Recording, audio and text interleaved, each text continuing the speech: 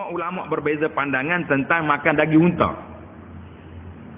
Makan daging kambing, biri-biri, lembu, tak ada orang kata kena ambil wudu. Tapi kalau makan daging unta, tak ada sih. Ada orang duk tanya ni. Sekarang ni banyak buku-buku kita dapat melalui internet, melalui apa.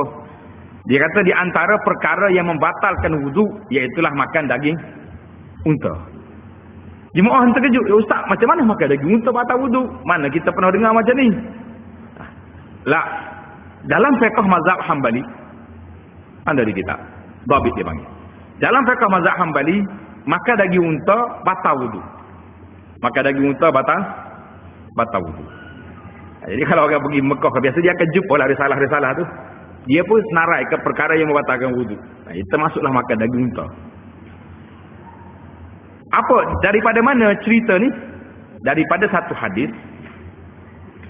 Sahabat-sahabat radhiyallahu anhu bagi tanya Nabi sallallahu alaihi wasallam, "Ya Rasulullah, ana tawaddau min luhumil ibil? Min akli luhumil ibil? Adakah kita kena ambil wudu kalau makan daging unta?" Nabi kata, "Na'am. Tawaddau." Nabi kata, "Ya, dia ambil wudu." Bila mari tanya pula, "Ana tawaddau min luhumil ghanam?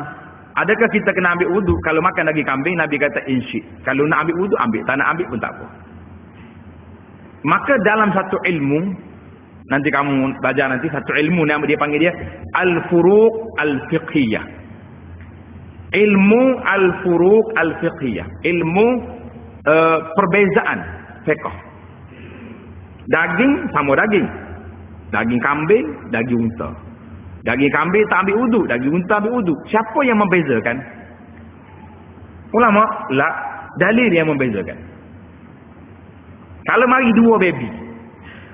Hak ni laki-laki, yang ni perempuan.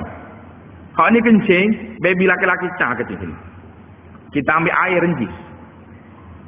Mari perempuan kencing sini, kena basuh. Ini bukan soal diskriminasi wanita. Soalnya, siapa yang membezakan di antara dua air kencing? Nah. Sebab Nabi suruh renjih je air ke atas, air kencing kanak-kanak laki-laki. Tapi perempuan kena. Kalau kira dua tu air kencing lah ke. Tapi ada perbezaan. Banyak lagi lah.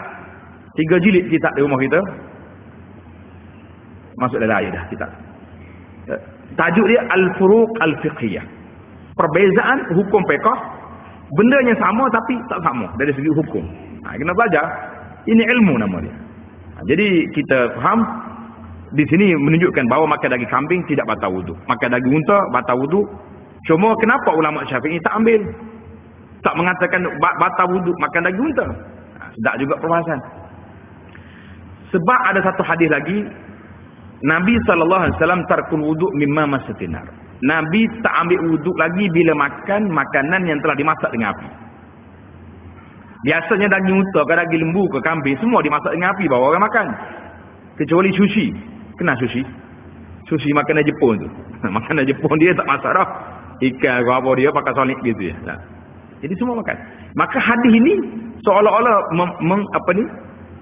membatalkan hadis kambing makan daging unta tadi. Maka fiqh Syafi'i kata tak batal wudu. Tapi dalam mazhab Hambali mengekalkan sebab Nabi kita bezakan antara dua jenis daging tadi. Jadi ihtiyatnya yang baiknya kalau kita makan daging unta ambil wudu lah. Ambil wudu itu lebih baik.